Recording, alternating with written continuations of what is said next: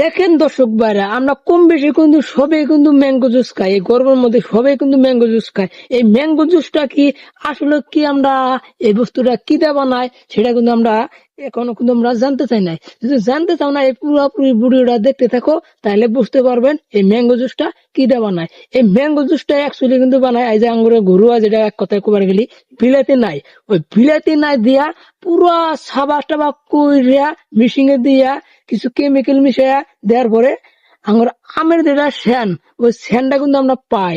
কিন্তু অ্যাকচুয়ালি কোবার গেলি আম বলতে এনে কিচ্ছু নাই, সব কিন্তু বিলাতি নাই আর কেমিক্যাল কেমিক্যাল দিয়ে কিন্তু এই ম্যাঙ্গো জুসটা বানায়। কিন্তু ম্যাঙ্গো জুসটা কিন্তু খাইতে কিন্তু খুবই মজা, খুবই ভালো লাগে।